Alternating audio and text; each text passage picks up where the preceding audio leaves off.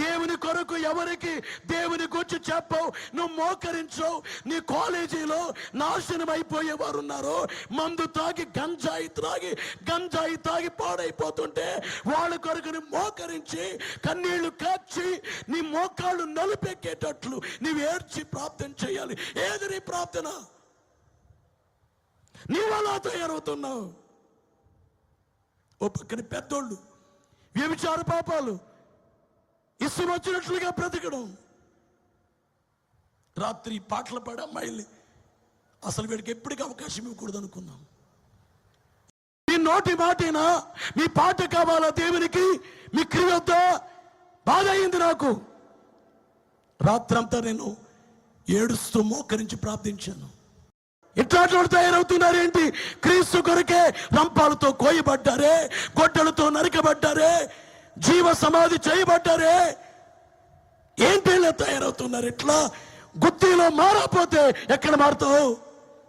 ఇలాంటి చోట్ల మారపోతే ఇంకెక్కడ మారుతావు? ఎందరో ఇక్కడికి వచ్చి మారుతున్నారు.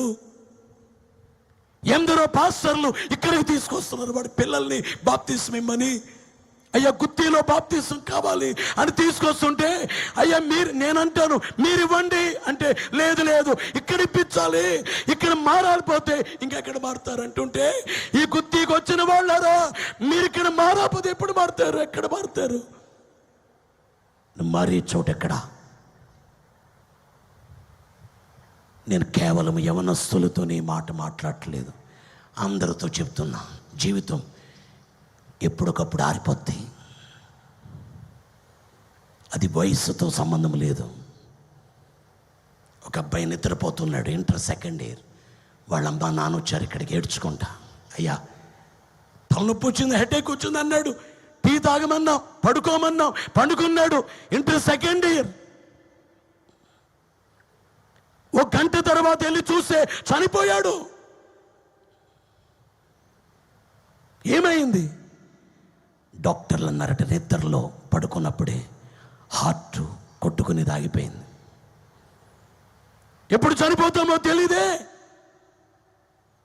ఆ చనిపోయేటప్పుడు పోటీ సంఘములో నుండి చనిపోవాలా?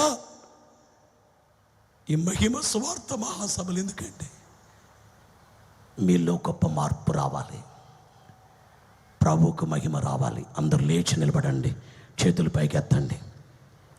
దేవునికి మహిమ కలుగును గాక. యేసురాగ భక్తులెల్ల ఎగిరిపోదురు, దోష జనులు ధరణిలో మిగిలిపోదురు. ఈ సంగమను గురించి చాలా పెద్ద సబ్జెక్ట్ ఇది. ఎప్పుడైనా మీరు సెకండ్ సాటర్డే మీరు వచ్చినప్పుడు ఈ సబ్జెక్టు పూర్తిగా చెప్పడానికి నేను ప్రార్థన చేసుకుని సిద్ధపడతాను. నేను మర్చిపోయిన మీరు చీటీ పెట్టండి, మెసేజ్ పెట్టండి, స్లిప్ రాయండి ఆల్టర్ దగ్గరికి. మీరు వింటే పోటీ సంఘములో సాతాను యొక్క అక్రియలు. అందుకే రాత్రి అద్భుత శూన్యం ఒక బుక్ రాసింది, అపవాది సూసైడ్ చేసుకో అని శోధించే టైంలో నీవెలా గెలవాలి, నీవెలా లేవనెత్తబడాలి.